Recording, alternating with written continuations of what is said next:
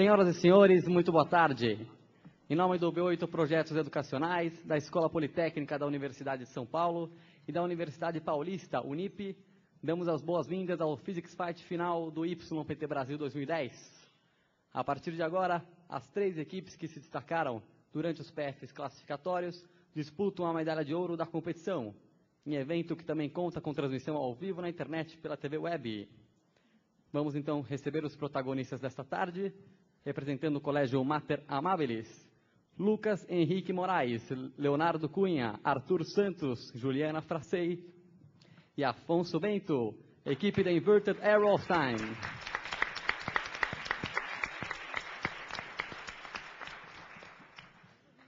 Do Colégio Objetivo Alphaville Vergueiro, Vitor Rosa, Gustavo de Moraes, Luciana Marques, Carla de Azevedo e Mariko Hanashiro, os Bósons de Gauge.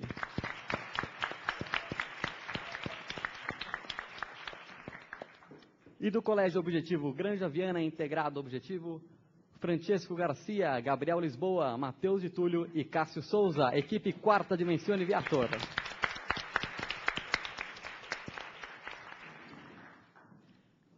Vamos dar início à rodada 1, que vai ter como time relator The Inverted Arrow of Time, como oponente os Bósons de Gauge, como revisor Quarta Dimensione Viator. Começamos com o problema número 1, canhão eletromagnético. O enunciado é o seguinte: um solenoide pode ser usado para atirar uma pequena bola.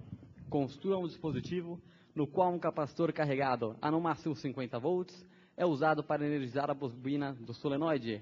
Investigue os parâmetros relevantes e maximize a velocidade da bola. Bem, boa tarde, o meu nome é Lucas e agora a gente vai falar do experimento 1 do canhão eletromagnético. A nossa montagem experimental consistia de fita isolante 3M, qualquer outro tipo de fita isolante ou esparadrapo, pregos ferromagnéticos de diversos tamanhos, temos ali algumas amostras, fios esmaltados de cobre de 0,1 e 0,3 milímetros de diâmetro, essa seria a bitola deles, baterias e pilhas alcalinas de 1,2 volt recarregáveis, 9 e 12 volts. Aqui, para a nossa demonstração que a gente vai fazer hoje, a gente também vai usar baterias de íon lítio, certo, de 3,6 volt máximo carregado. E também um capacitor eletrolítico de tensão limite de 63 volts e 10.000 microfarad de capacitância. Canudos de plástico e algumas pequenas esferas. Aqui são algumas fotos do experimento, aqui a gente medindo a DDP entre os polos aqui do nossa célula recarregadora, o solenoide que a gente usou propriamente e o capacitor que a gente trouxe hoje também. O time oponente tem 2 minutos para fazer seus primeiros questionamentos. Além das bolinhas metálicas, quais outros materiais você testou como projétil? Além das bolinhas metálicas, a gente testou pregos. Você tem uma condição ótima? Que seria uma condição ótima? Por exemplo, com as bolinhas utilizadas, qual a bobina ideal? Desculpa, solenoide ideal. O solenoide ideal é aquele solenoide de área mínima para o corpo a ser acelerado, certo? Ao que isso diminui essa indutância e também com o maior número de voltas possível e menor resistência. Mas você não tem valores? Não, é tanto quanto possível, certo? Na sequência, o time oponente tem 4 minutos para fazer sua apresentação. Primeiramente, o que eu gostei na apresentação de vocês foi que vocês tiveram uma boa dinâmica na apresentação. Acho que vocês conseguiram uma linearidade nas explicações que foi bem interessante. Agora, o ponto que nós não gostamos. São poucos pontos pequenos, mas eu acho que vale a pena serem discutidos. Primeiramente, você colocou a fórmula de campo B igual a μ0 vezes N vezes I. Só que ela é limitante. Ela não pode ser usada sempre. E você não deixou isso claro na sua apresentação. Além disso, você não deu um resultado quantitativo para o problema. Você me delineou tendências de o que aconteceria. Quanto menor, melhor. Tá, mas eu gostaria de um valor. Eu quero saber assim, como você poderia, mantendo algumas constâncias, alguns fatores constantes, me dar um ponto ótimo. Você não apresentou um ponto ótimo. Bem, a princípio a gente não tentou demonstrar nada ainda, não é, ao vivo, porque a gente ainda vai fazer isso nas considerações finais, tudo bem? E Bem, quanto à análise empírica, a disposição de dados mesmo, a gente também vai fazer isso, porque a gente acabou por não apresentar um gráfico do alcance, do qual a gente poderia detrair toda a velocidade, por exemplo, que era o cerne da questão. E, bem... Só um segundo. Você sabia e considerava o que era certo que a questão queria, e mesmo assim você não incluiu na sua apresentação? Incluí, só que ela acabou não sendo apresentada agora, e por isso a gente vai retificar na parte final do problema, certo? Nós pudemos compreender o problema. Eu acho que na sua apresentação, você próprio disse que você tentou procurar um ponto ótimo. Só que você, na sua apresentação, jogou que a fórmula para campo só podia ser calculada assim. Você disse, olha só, você disse que a partir de um certo L eu tenho que B é dado por essa fórmula, certo? Eu disse que para solenoides pequenos você tinha uma melhor observação do problema, certo? Eu contorno isso, continuo usando B igual a μ N sobre L vezes I. O problema é que assim, você jogou o campo... O campo é irrelevante para o problema, é isso? Não, em momento algum eu disse que o campo era irrelevante para o problema. Eu disse que o método que você usou para calcular o campo não... Eu não calculei o campo. Eu estou indicando, por meio da fórmula, uma proporcionalidade que indica que um aumento de corrente proporciona um campo maior e assim potencializa os efeitos que devem ser observados pelo problema. Tudo bem, então você colocou uma fórmula num problema que não foi útil para você resolver ele. Você claro está querendo impressionar? É claro que foi útil, porque eu percebo uma proporcionalidade. Você colocou uma fórmula no seu problema que não foi útil para a resolução dele, porque você queria impressionar as outras equipes e a banca? Você está me dizendo isso? Não, eu usei para poder observar essa proporcionalidade, certo? Acontece, o que eu estou propondo é que eu descarrego o capacitor, essa intensidade vai ter um pico, ou já que você diz que a autoindutância já ocorre a partir do momento em que essa corrente começa a ser delineada, essa corrente vai primeiro aumentar, depois vai diminuir. É isso que você diz, certo? Eu não tenho influência do momento em que eu descarrego o capacitor em diante, certo? Eu simplesmente descarrego o capacitor, eu tenho uma posição melhor para a disposição desse projétil, que seria no começo do solenoide, num lugar em que eu ainda tenho um bom gradiente dessas linhas de indução, eu tenho uma boa variação em relação ao comprimento, e assim eu estabeleço uma força magnética agindo entre o solenoide e esse corpo que o impulsiona em direção aonde eu quero, certo? Tudo bem?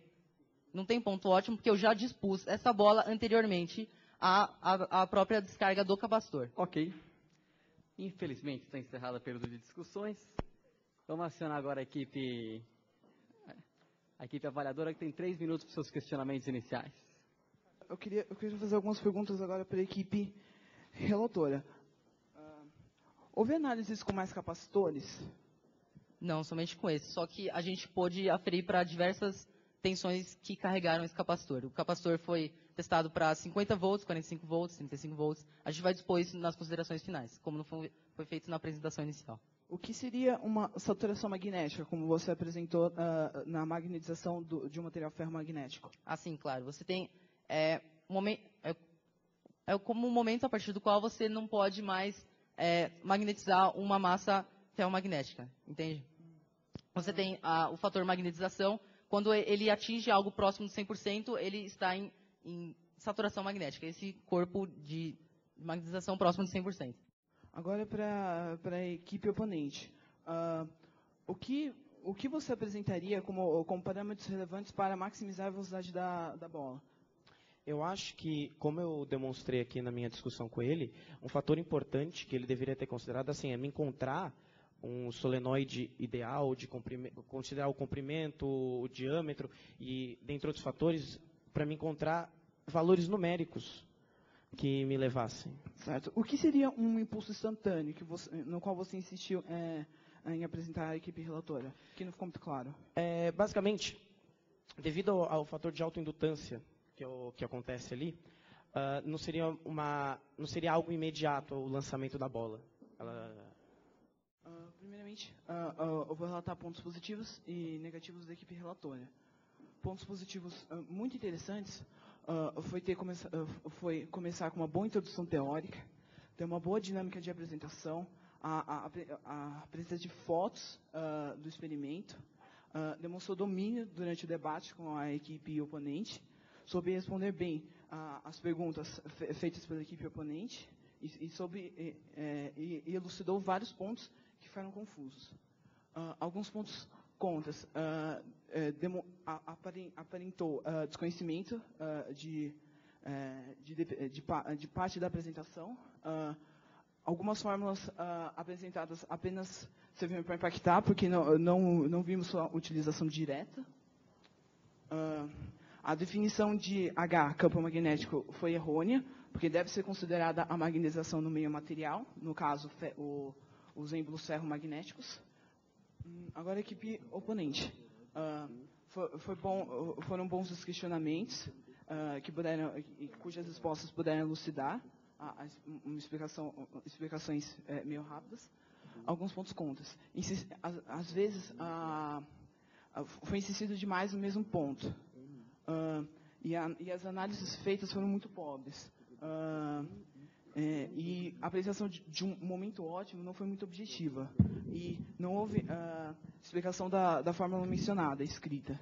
Na sequência, agora vamos abrir espaço para as perguntas do júri. Eu queria perguntar para o time relator, me falar sucintamente, bem rapidamente, quais os parâmetros mais relevantes, na verdade, todos os parâmetros mais relevantes e como eles influenciam. Bom, acho que uma boa ordem de importância. Você tem que a corrente é um fator bem relevante, você tem que o número de voltas por comprimento é bem relevante e por causa dessa dependência da corrente, você tem que a alta DDP entre os polos do capacitor também é relevante. Isso também depende disso que a baixa resistência do sistema tem que ser também é muito relevante, ao que também potencializa essa corrente. Também é um fator relevante. A partir de uma certa situação, você também tem relevante o raio do solenoide, certo? Ao que o maior raio potencializa os efeitos da autoindutância. Aí ele passa a ser relevante. Para solenoides com poucas voltas, por exemplo, você tem que isso é praticamente desprezível. Solenoides menos potentes. Queria fazer uma pergunta para a equipe relatora. Você acredita que a intensidade do campo que vai ser transmitido ao projétil, né, vamos dizer, que vocês vão lançar, necessite de tanta precisão quanto a equipe oponente o tempo todo contestou? Ou será que outros fatores, como a própria geometria das linhas de campo, não teriam também outras implicações tão sérias quanto? De certo. Você não necessita medir propriamente o campo magnético gerado, mas só a sua interferência por proporcionalidade. Você concorda que a distribuição de linhas também é um fator importante? Com certeza. Vai ser apresentado o problema número 6, gelo. Um arame com pesos presos nas duas extremidades é colocado sobre um bloco de gelo. O arame pode atravessar o gelo sem cortá-lo. Investigue o fenômeno. O problema diz que um arame com pesos presos às suas duas extremidades, quando colocado acima de um bloco de gelo, irá atravessá-lo, sem cortá-lo. E ele pede para investigarmos. Agora, em relação a esse problema, ao você colocar o arame acima do bloco de gelo, este iria deslocar as moléculas da superfície quase líquida logo abaixo do arame. Ao fazer isso, as moléculas que anteriormente pertenciam à estrutura cristalina iriam rapidamente passar a fazer parte da superfície quase líquida, que foi batizada por Faraday. Essa foto foi tirada após 5 minutos, o início da experiência de número 1, e vou usá-la para dar nomes a 2 pontos do arame que eu vou utilizar mais a seguir. O ponto mais alto do arame foi chamado de crista do arame, e a parte do arame que cruzaria a superfície do gelo, a superfície quase líquida, foi chamada de ponto inferior do arame. Ou seja, 1 milímetro acima do arame, ele está dentro do bloco de gelo. 1 milímetro abaixo, ele está fora. O time oponente tem 2 minutos para suas perguntas iniciais. Gostei da apresentação, mas eu tenho algumas dúvidas. Primeira dúvida, por que você não considerou o fenômeno de regelo de Tyndall? Eu realizei a experiência em um freezer a temperatura controlada, de aproximadamente menos 10 graus Celsius. E eu tomei o cuidado de manter esse bloco de gelo aproximadamente um dia antes de realizar essa experiência. A espessura do gelo, nesse caso, foi de 3 centímetros, o diâmetro 1 milímetro, portanto, a pressão que ele exercia sobre o bloco de gelo era de aproximadamente 10 atms. E, a partir disso, podemos concluir, pode-se deduzir que a temperatura de fusão do gelo era de menos 0,075 graus Celsius. E se a temperatura do bloco de gelo era aproximadamente menos 10 graus Celsius, ela era significativamente menor do que a temperatura de fusão. Portanto, não poderia ocorrer o fenômeno do regelo. Muito bem. Na sequência, o time oponente tem 4 minutos para fazer a sua apresentação. E eu vou começar falando dos pontos positivos da apresentação. Ele começou com uma abordagem histórica, o que foi muito bom para ter uma noção geral do problema. Você fez uma abordagem gráfica, você teve uma argumentação convincente quanto à sua análise e a sua teoria foi bastante coerente. Agora, infelizmente, tem alguns contras que eu não posso ficar sem falar, como, por exemplo, você desconsiderou a atuação do regelo de Tyndall, você desviou do enfoque das perguntas feitas e tentou prolongar elas, você não considerou o efeito de paralaxe nas medições, você não variou a pressão atuante. Quando você variou a temperatura junto, de modo a não dar para tirar nenhuma conclusão. Você não explicou de forma satisfatória quando e por que o fenômeno para de ocorrer. Você usou uma forma inválida para cálculo da área. E seu problema não tem precisão nenhuma. Você não falou de onde você tirou, em questão de literatura, a sua teoria. E você também mencionou que Michael Faraday postulou essa superfície quase líquida. Você não mostrou tendência alguma nos gráficos. E se a sua teoria tivesse certa, ela poderia se aplicar em outros sólidos, mas de fato é um fenômeno anômalo que só ocorre na água. Quanto à imprecisão, a paralaxe, na verdade, você falou anteriormente, a princípio, nós tomamos cuidado para que a fonte que utilizamos para medir esteja suficientemente longe do gelo. Assim, a paralaxe seria muito pequena, pois a variação angular seria mínima. E quanto à imprecisão, nós repetimos a cada experiência 2 vezes e observamos que a maior variação dos pontos nos gráficos que nós obtemos foi de 3 centímetros e 0 na outra experiência de 4 centímetros. Qual foi a incerteza dos materiais utilizados para medir? Qual que é a imprecisão deles? Perdão? Você não considerou isso. Qual que foi a imprecisão dos materiais utilizados para fazer suas medições? Na régua seria o milímetro. Você concorda que a água tem um comportamento anômalo? Água? Sim. Sim.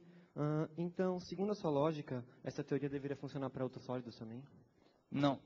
Na verdade, existe atualmente uma teoria que não foi comprovada, que a superfície quase líquida existiria também no ferro. Porém, a única que eles comprovaram, que nós sabemos, é do gelo. Então, se eu fizer esse experimento a uma temperatura de menos 45 graus Celsius, eu vou conseguir a travessia do arame? Perdão, mas eu não posso dar essa resposta, pois eu não tenho como obter um freezer que alcance uma temperatura de menos 50 graus Celsius. Você não pode dar suas respostas baseadas na teoria? Não, pois isso é uma competição de ciência. Então, nós tentamos explicar teoricamente e mostramos experimentalmente como nós chegamos ou sabemos que está certo. Você considera, então, que teoria não é ciência? Oi? Não, de modo algum. Para explicar um fenômeno, nós precisamos de teoria. Mas para prová-lo, precisamos de experiências. E você considera que a sua experiência provou a existência de uma superfície quase líquida e que foi por causa dela que o arame atravessou o gelo na temperatura dentro do freezer? Sim. E aqueles cientistas me apoiam também. Eles provaram a existência da superfície quase líquida. E parece que você ensinou que eu provei a existência dela. Mas eu não fiz isso. Outros cientistas que provaram. Eu provei que ela permite faz com que o arame atravesse o gelo. No meu conhecimento deste artigo, eles falam somente sobre a condutividade elétrica e o índice de refração. Não falam nada sobre travessia do arame. Como que você se baseou nisso e falou que eles te apoiam quanto à travessia do arame nessa superfície quase líquida? Quando você fez a referida pergunta, você falou que eu provei a existência da superfície quase líquida. E foram esses cientistas que o fizeram. Bom, o artigo não prova a teoria. Ele só usa ela para explicar fenômenos observados. E você acredita em tudo que você lê? Não, o artigo falou, ele mostrou, os cientistas observaram essa irregularidade nos dados de condutividade que eles observaram e recorreram a essa teoria e que foi comprovada por eles mesmos e outros cientistas nesse outro artigo que eu tenho. Tá certo, muito obrigado. Ok, obrigado. Na sequência, o time avaliador tem 3 minutos para suas primeiras perguntas. A gente gostaria de perguntar se esse fenômeno também poderia ser observado para substâncias como o bismuto e o ferro. essa existência da superfície quase líquida seria principalmente na água, pois ela possui propriedades anômalas. Por gentileza, pode só ficar de pé aqui no meio? Desculpa.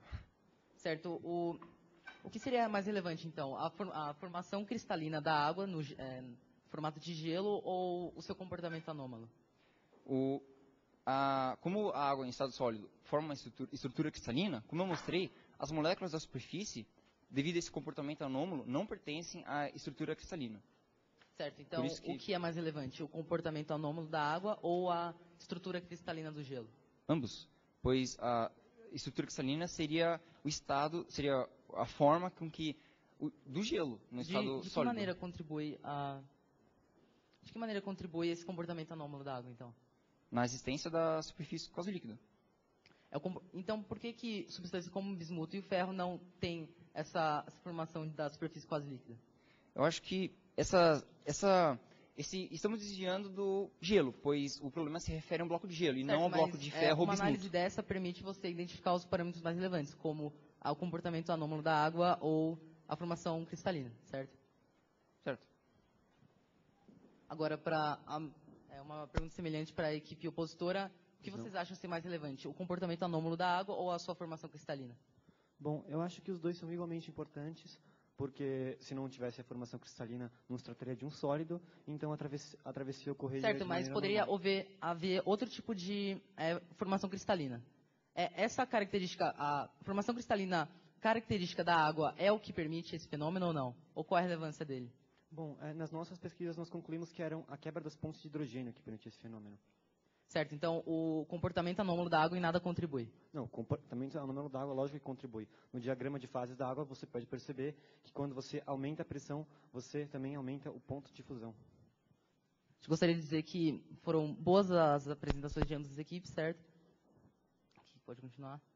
Tendo como pontos positivos da equipe relatora algo como poder conciliar o contexto histórico à análise, certo? Até como você perceber, sobrou tempo para isso. Bem, algumas expressões não foram bem definidas, certo? Por exemplo, a área de contato, o que seria isso, certo? Não se diz como puderam alcançar isso, tudo bem? O que foi ainda percebido pela equipe opositora. Quanto à equipe opositora, percebeu essa falta de descrição para a área, certo? Como se pode dizer agora.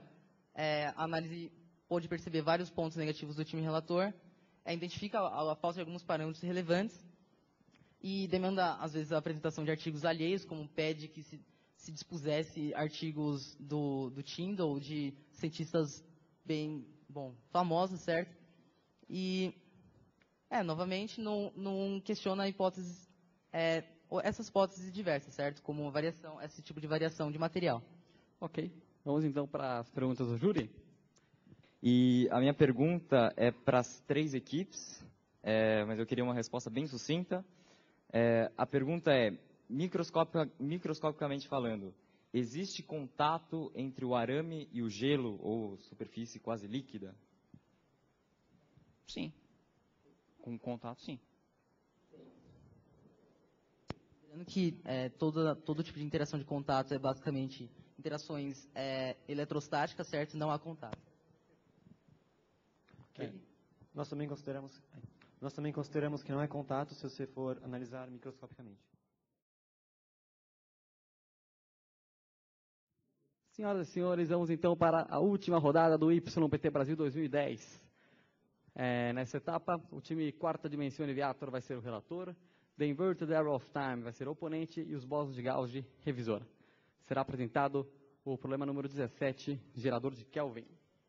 O problema consistia em construir um gerador de Kelvin, medir a voltagem mais alta que ele conseguia produzir e investigar a dependência com parâmetros relevantes. Primeiro vamos para os objetivos.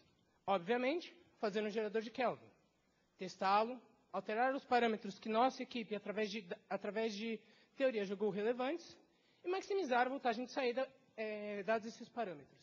O gerador de Kelvin, como vocês podem ver, nosso consistiu em dois indutores, que seriam dois arames circulares.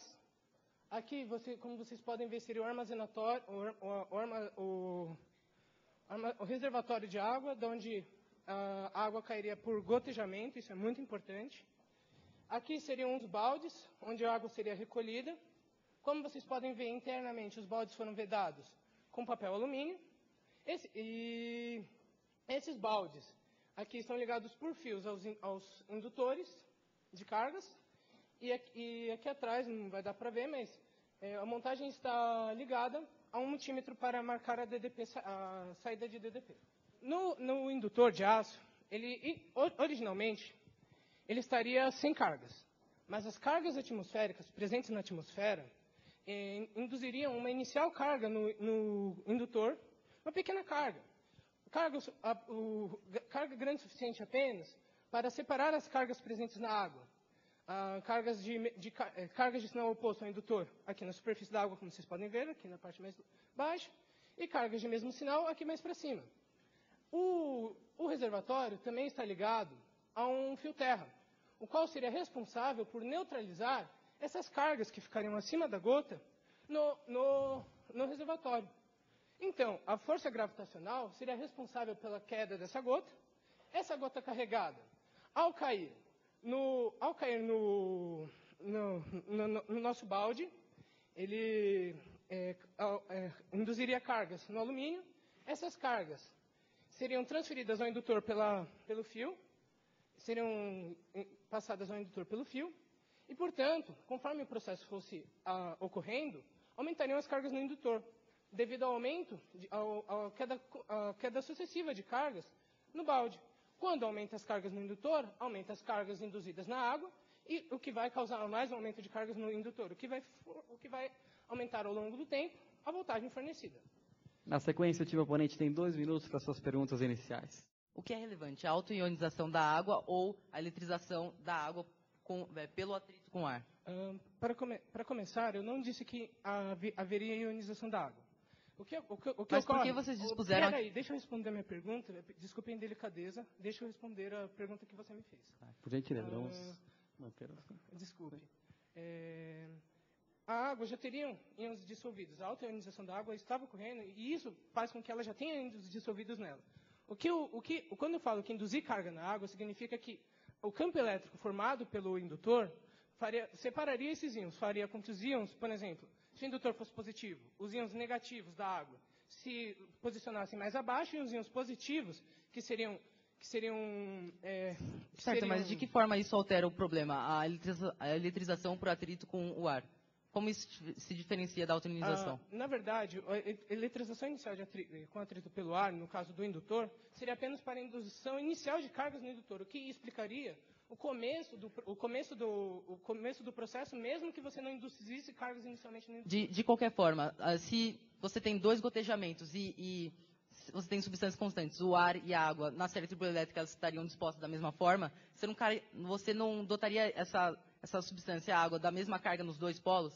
Como isso poderia dar início ao fenômeno descrito por vocês? Para começar, assim, a gente abordou o enfoque teórico, digamos que por Digamos que aqui forme cargas positivas, inicialmente. Não importa o que vai acontecer com o outro num primeiro momento. Num primeiro momento, não vamos analisar um só. Porque então o que exatamente define esse princípio de eletrização? Deixa eu concluir. Fica para daqui a pouquinho sua resposta, porque agora o time oponente tem 4 minutos para fazer sua apresentação. Bem, vamos nos opor agora. Percebemos que há um bom emprego tanto de material em vídeo como fotografias. Conseguiram aferir alguma diferença de potencial, certo? Muito diferente da imprecisão experimental. Não era nulo, com certeza. Pode passar. Ainda assim, eles expõem na avaliação deles a equação da autoionização da água. Não entendo como isso poderia ser pertinente, já que logo então eles dizem que a eletrização inicial das gotículas de água se daria por meio da eletrização por atrito com ar, certo? Não tratam de por exemplo, meios alternativos de se desumidificar o ar, certo? Se referem então somente à utilização do ar-condicionado, e sendo que seria viável alguns outros meios. E por que você não tratou de meios de desumidificação como o uso de sílica em gel, ou o secador de cabelo, ou um soprador térmico? Explique como um secador de cabelo desumidificaria o ar. Ele simplesmente Ele diminui a umidade relativa do ar, simplesmente. Como? Me explique. Eu não sei como, mas ele o faz, certo? Você está me questionando que ele diminuiria a Ele o umidade. Eu faz. quero que Isso você é me mostre determinado como. empiricamente. Você pode perceber isso. Com Como eu posso perceber isso? Com medidor de umidade relativa. Tem certos... Você mediu percebe, isso? Sim, você percebe para certos multímetros que eles têm esse medidor Me explique. Sim, basicamente isso. Eu disponho aqui um medidor de umidade relativa. Eu, por exemplo, posso ligar o ar-condicionado, percebo que essa umidade relativa desce. Eu posso secar com o secador esse medidor e a umidade relativa também desce. Por que você não considerou isso? Ou por quê? Melhor, por que você não utilizou de outros meios? Por que não a silicon gel? Me explique como a silicon gel diminuiria. Não, essa não é a questão. A questão é por que você não usou isso, por que você não você, se dispôs... Você está me dizendo que ela eu quero diminuiria a saber umidade. Eu quero saber por quê. Dos parâmetros que afetam o seu problema. É fato que esses meios desumidificam o ar. Me mostre. É fato. Me mostre. É fato. Me mostre. É a mesma coisa de perguntar por que se eu posso te mostrar por que a frequência altera a refrigerância ao que ela é alterada também. Isso é fato, está na literatura, certo? Ou você pode perceber facilmente, tudo bem? Você está fugindo do seu problema, você está fugindo da discussão. Você quer desviar a atenção, certo? Senhores, temos 3 minutos para outra discussão, vamos lá. Exatamente. Qual é a ordem de grandeza dessas cargas? Acredito que seriam da ordem de microcoulombs, porque cargas muito maiores do que isso seriam muito difíceis de serem observadas. Certo. E por que você acha que você não conseguiu os milhares de volts que você percebe para alguns geradores de Kelvin? O que afetou isso? Principalmente a umidade. O time avaliador agora tem 3 minutos para suas primeiras perguntas. As gotas utilizadas eram mais ou menos uniformes? E como você fez para garantir isso, se sim? Sim, elas eram relativamente uniformes, principalmente por causa do tamanho do buraco, que se manteve constante. E como se pode observar no vídeo mesmo, você pode se observar que elas tinham mais ou menos o mesmo padrão de tamanho. Você acha que o tamanho do anel seria um fator relevante? O tamanho do anel, claro. Você acha que a resistência dos condutores seria um fator importante? Claro. Agora é para a equipe opositora, por favor. Por que você achou o atrito do ar tão importante na situação apresentada? Por favor, fale sucintamente. Ele não define o que causaria essa diferença de eletrização das gotas. Ele confunde isso com a autoionização da água. Ok. Por que você acha que a conservação de energia precisaria ser apresentada e não bastava a energia potencial elétrica? Bom, seria interessante para nós, para bem analisarmos o problema, entender de onde vem essa energia que causa essa diferença, essa energia potencial elétrica definida pelos polos. Por favor, explique melhor. Bem, eu acho que é interessante saber sempre o caminho de transformações de energia, certo, no sistema. De onde vem essa energia que é fornecida ao sistema e como ela é transformada, certo? Eles não dizem de onde vem essa energia. Agora a equipe avaliadora tem 3 minutos para fazer sua apresentação.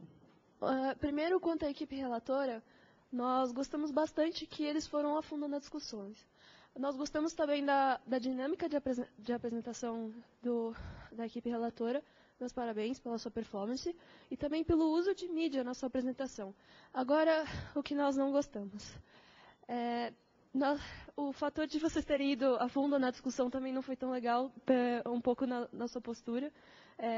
Teve um pouco de agressividade por parte da nossa opinião. Nós não achamos que no seu experimento foi devidamente isolado, como nós apontamos nas perguntas, nós achamos isso. Agora, quanto à equipe opositora. Nós também gostamos muito que vocês foram a fundo na discussão. Nós consideramos isso importante. E também que vocês tentaram ir além do que o problema pedia. Isso até certo ponto pode ser interessante. Porém, vocês fizeram certas perguntas que nos causaram certa estranheza por certos parâmetros não apresentarem certas relevâncias. Aconteceu o mesmo problema aqui na outra equipe. Vocês foram um pouquinho a fundo demais na discussão. Isso nem sempre é bom, tanto é que deixou eles um pouco nervosos. Nós achamos que poderia ter sido melhor. Quem estava perguntando interrompeu indevidamente a explicação da equipe relatora. Isso, para nós, não é muito bem visto. Você inferiu em algumas partes afirmações que a equipe relatora não tinha feito. Ok, obrigado. Vamos agora para o bate-bola rápido com o júri. No experimento. 2 horas, gotejando. Para a equipe relatora, em relação aos materiais utilizados, Você tem alguma consideração sobre isso? Que alguns materiais que vocês poderiam ter utilizado para ter maximizado os resultados? Desconsiderando, claro, a umidade do ar, que vocês não tinham como. A gente acredita que um material que poderia ter maximizado seriam folhas de ouro, que é um dos melhores condutores que a gente conhece, mas, infelizmente, por até questões financeiras, não dá para fazer com uma folha de ouro, por exemplo. A equipe avaliadora concorda, inclusive não apenas o ouro, mas também a platina, por ser bons condutores. Terminado o período de perguntas do júri, vamos para as notas. Senhores jurados, por gentileza, finalizem as notas dos times relator, oponente e avaliador. Muito bem, o professor Thiago já está passando, recolhendo as notas. Queria aproveitar para pedir, então, uma salva de palmas para esses 14 jurados que representam os 30 que estiveram conosco nesse final de semana. Vamos aplaudir também essas 3 equipes que levaram a sério o espírito dos Physics Fights. The Inverted Arrow of Time, os Bosnios de Gauge e Quarta Dimensão Viator.